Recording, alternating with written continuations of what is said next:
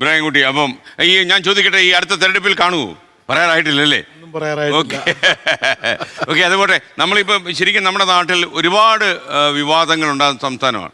എനിക്കൊന്ന് പല വികസന പദ്ധതികളും നമ്മൾ പാതി വഴി ഉപേക്ഷിക്കുക, അല്ലെങ്കിൽ കാലതാമസം വരിക, അപ്പോൾ അതിൻ്റെ കോസ്റ്റ് വരിക, അങ്ങനെ ഒരുപാട് പ്രതിസന്ധികൾ കേരളത്തിൽ ഉണ്ടാകുന്നു. മാത്രമല്ല എനിക്കൊന്ന് ഈ തെരഞ്ഞെടുപ്പ് കഴിഞ്ഞാൽ ചെറിയ വികസനം പോലും നാട്ടിലുണ്ടാകത്തുമില്ല. അത് കഴിഞ്ഞ് ഇനി അടുത്ത സർക്കാരൊക്കെ വന്നിട്ടേ ഉള്ളൂ ബാക്കി പരിപാടി എന്നുള്ളതിൽ നമ്മളെല്ലാം ഭരണത്ത് വയ്ക്കും. അല്ല, നമ്മുടെ നാട്ടിലെ വികസനം എന്ന് പറയുന്നത് ജനങ്ങളെയും കൂടെ കൂട്ടി വികസനമാണ് വേണ്ടത്. ഇപ്പൊ കേരളയില് ഒറ്റ ദിവസം കൊണ്ട് പറയുന്നു, ഒരാഴ്ച കൊണ്ട് കുറ്റി ഉണ്ടാക്കുന്നു, കൊണ്ടിടുന്നു. അതല്ല ഒരു നാടിന് വേണ്ടത്. ഒരു നാട്ടിലെ ജനങ്ങളെ ആ കൂടെ നിർത്തി എന്താണെന്ന് അവർക്ക് പറഞ്ഞ് മനസ്സിലാക്കി കൊടുക്കണം. ഓരോ സ്ഥലത്ത് വരുമ്പോൾ ഓരോരുത്തർ ഇഷ്ടം അനുസരിച്ച് അതിൻ്റെ അലൈൻമെൻറ്റ് മാറ്റുക. കാരണം ഇത് ജനങ്ങളിൽ പ്രശ്നം ഉണ്ടാക്കുകയും അതിന് സമരത്തിൽ ഇറങ്ങേണ്ടി വരികയും ചെയ്യുന്നു. നമുക്ക് അതിവേഗ റെയിൽവേ വേണം, അതിവേഗം നമുക്ക് എക്സ്പ്രസ് ഹൈവേകൾ വേണം. ഇതിനൊന്നും ആർക്കും ഒരു തർക്കമില്ല.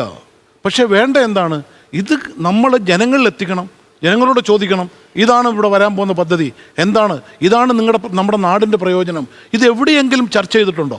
റഹ്മാൻജി, നമ്മുടെ ഈ നിങ്ങൾ ഇങ്ങനെ ഒരു വലിയൊരു സാമ്രാജ്യം കെട്ടിപ്പടുത്ത ആളാണ്.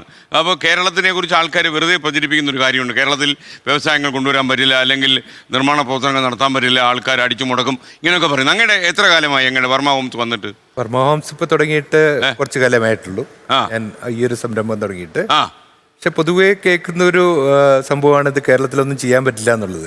അങ്ങനെ അനുഭവം എന്താണ്? അങ്ങനെ അനുഭവമായിട്ടില്ല, ഒത്തിരി അനുഭവങ്ങളുണ്ട്.